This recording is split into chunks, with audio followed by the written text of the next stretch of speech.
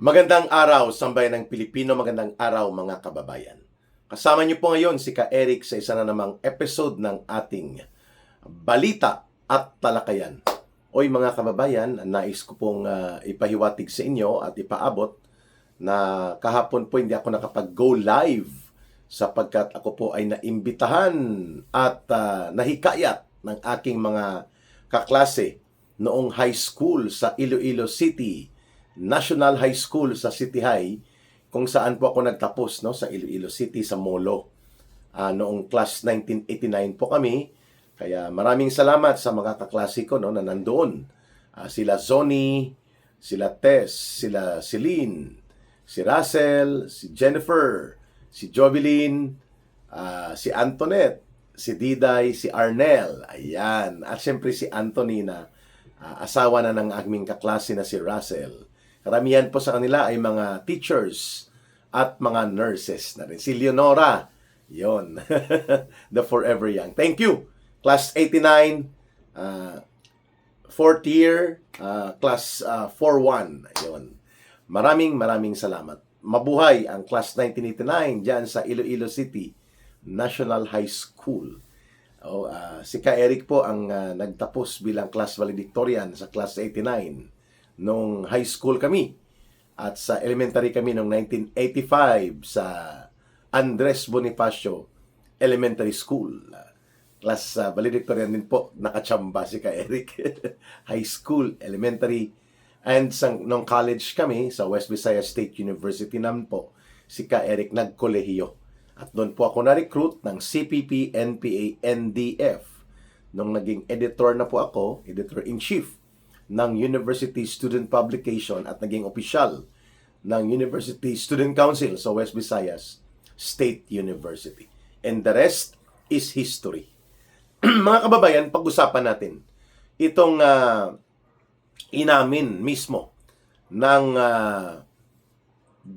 National Electrification Administration sa pamamagitan po ng administrator na si Antonio Almeda. Ang NEA po, o National Electrification Administration, ito po ang nakakasakop sa pag-supervise sa functions and operations ng mga electric cooperative at mga kumpanya ng kuryente sa mga probinsya, at pati na, hindi ko sigurado kung pati sa mga highly urbanized areas. Ang National Electrification Administration din, o direkta na sa Department of Energy. So, ang National Electrification Administration po is a unit attached to the Department of Energy. Okay. Sinabi po nitong administrator ng NEA na si Antonio Almeda sa panayam sa DZRH News na marami po sa mga local officials, lalo na po sa mga bayan, mga munisipyo, ay hindi nakakapagbayad ng mga bayarin sa singil sa kuryente. Take note, mga mayors, ang iba governors, ang iba kongresista pa. At hindi na rin po sila hinahabol pa ng mga electric cooperatives. Ang ginagawa na lang ng electric cooperatives, ikinakarga sa tinatawag na systems loss. Ito po ang pagpapaliwanag kung bakit umaabot ng between 500 to 800 pesos minsan ang mga systems loss na karagdagang ipinapasa at kinakarga sa balikat ng mga kawawang electricity consumers. Napakasama po ng ganitong practice. Kaya naman, marapat lamang na kung totoo sana at may seryosong paninindigan sa tinatawag na political will, itong si Marcos Jr. ay dapat hindi pinapayagan ang systems loss. Matagal na dapat itong tinanggal ng gobyerno. Pangalawa, hindi lamang po itong mga pagkakarga ng mga balasubas at mandurugas na mga politiko at mga abusadong opisyal ng gobyerno ang ikinakarga sa systems loss. Pati po, ang according sa mga sources inside the Department of Energy, ay ang mga babayarin sa mga capitalization, input, mga fluctuation sa ganansya, o pagbaba taas ng mga ganansya ay patago at pailalim na kinakarga rin sa systems loss. Dahil hindi mo rin ito mabusisi eh. Babayaran mo na buo. So nandun po ang generation charges, tinatago din po ang ibang mga karga ng mga paniningil sa mga mamamayan. So, ang electricity industry po ay bat-bat at puno ng mga katarantaduhan na mga charges na ipinapasa at ipinapataw sa ordinaryong mga consumers. Pero, pinalaggan o pumalag itong mga oligarko at mga dambuhalang korporasyon sa industriya ng kuryente, kagaya nito ni Manny Pangilinan. I think si Pangilinan is involved also sa Meralco, if I'm not mistaken. At pati po itong mga grupo ng Aboitiz, na barkada rin ng mga oligarko at mga super bilyonaryo na kabarkada ni Marcos Jr., pumalag sila na hindi nila papayagan na matatanggal ang systems loss dahil bahagi daw yan ng industry practice. Mukhang mapapasubo si Marcos Jr. pagdating po sa tinatawag na paghamon sa kanyang determinasyon at kakayanan na ipatupad ang political will niya na ito bilang magiging patakarang tama ng gobyerno. Alam naman po ng taong bayan, buladas at bulatik lang si Marcos. Ang tawag nga minsan sa kanya, Air Force. 99% air, 1% force. Mahilig lang manggipit at manupil at maglaro ng maruming laro sa politika para mangunyapit at mananatili sa poder. But pagdating sa pangangalaga o pagprotekta sa kabutihan o interest ng mga mamamayan, wala kang maaasahan kay Marcos Jr. So ang systems loss is like a broad daylight robbery setup, no? Pagnanakaw at pang-hold up ng mga electric companies, big electric corporations, na lahat ng halos ng pwedeng ikalugi o ikabawas, rather, ng kanilang tubo at ganansya, ipapataw at ikakarga nila sa mga consumers. Kaya nga dapat ang industriya ng kuryente, industriya ng langis, at industriya ng mga transportasyon, kailangan magkaroon ito ng national regulation or, if not, nationally industrialized and nationally controlled by the government. Siyempre, ang mga katiwalian at mga korupsyon, mga anomalya at mga abuso sa pagpapatakbo ng mga naturang industriya ay babantayan mo. Pero hindi rin po garantiya na kapag pribado at korporasyon ang nagpapatakbo ay napapangalagaan o napoprotektahan ang kabutihan ng mamamayang Pilipino. The way we have seen it kung paano po pinagtutubuan, pinagkakakitaan ng sobra-sobra ang kawawang mga mamamayan simula po nang na-privatize na. Naging pribado na halos ang lahat ng aspeto ng industriya ng kuryente. Halimbawa ng generation sa pagbubuo ng mga planta at mga pagpapaandar nito. That is called generation aspect of the power industry. Ang pangalawa, ito yung transmission mula sa mga generation plant, mga power plant o mga nagge-generate ng kuryente na mga kumpanya papapatawid papunta sa distributor. So sa pagitan po ng generation at distributor ay nandyan po ang transmission. Privatized na rin po ito. Tinatawag ito na National Grid Corporation. Grid, no? Ang spelling niyan ay GRID. Pero minsan pwede na ring GREED, grid, gahaman o pagkasakim. No? Kasi pareho-pareho pong tumutubo. Pinagkakakitaan in every aspect ng itong ganitong uri ng sistema na na-privatize totally.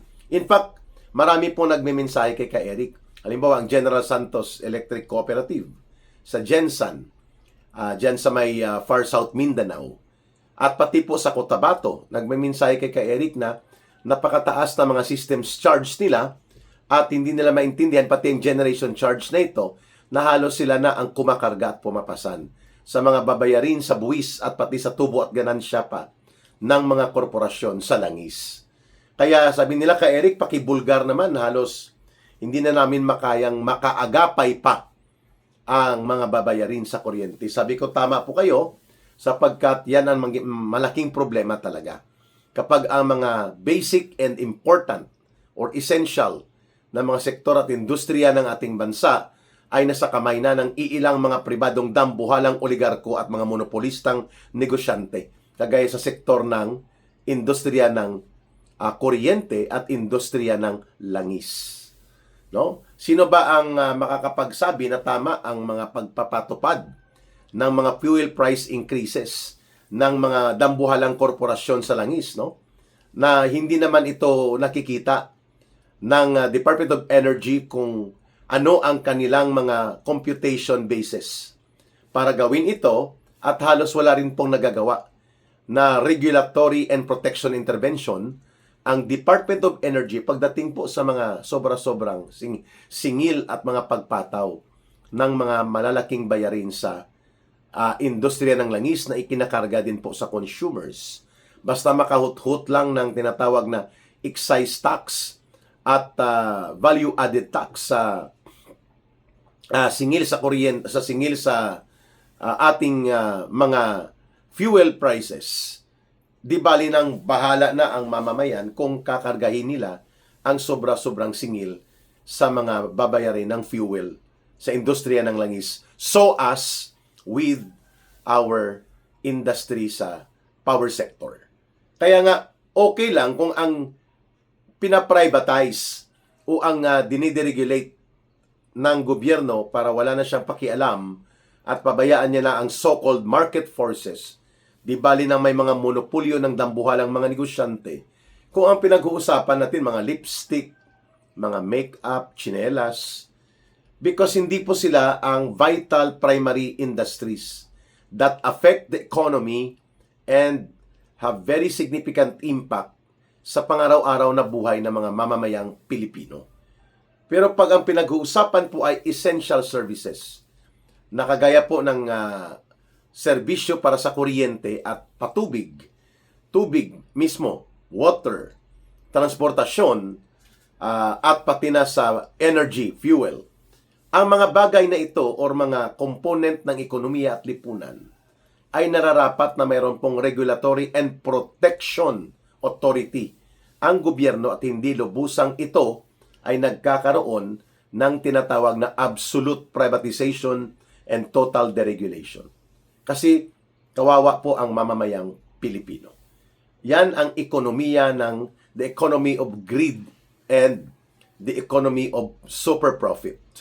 Hindi nila po alintana, no, nila Marcos, ng kanyang mga barkada na oligarko, ang kalagayan ng mamamayang Pilipino. Baka dahil po hindi naman sila nakakaranas ng kung papaano magbayad ng singil sa kuryente, pati siguro mga pamilya nitong mga corporate officials na itong malalaking mga korporasyon sa industriya ng kuryente ay ipinapasa din sa systems loss ang kanilang babayarin sa kuryente sa mga consumers, because there is no regulatory and protection control exercised by the government sa pagdating po ng pangangailangang mapangalagaan at hindi po lubusang abusuhin ang kawawang bilyong-milyong mga mamamayang Pilipino na nagiging consumer ng kuryente, ng tubig at ng pag-consume ng mga fuel na ito na ginagamit sa transportasyon.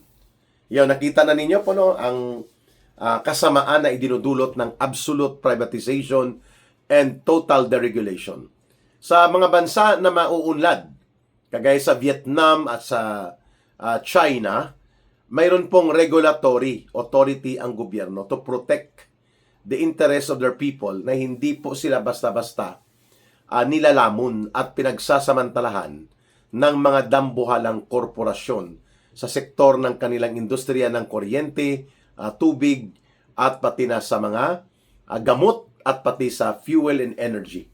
Kailangan po talaga yan, because these are essential and basic high impact aspects of economy na malalim at malakas ang epekto nito sa taong bayan kapag ito ay hinagupit ng pribadong interes ng pagsasamantala ng mga super bilyonaryong oligarko at ng mga kasabwat nilang monopolistang mga negosyante.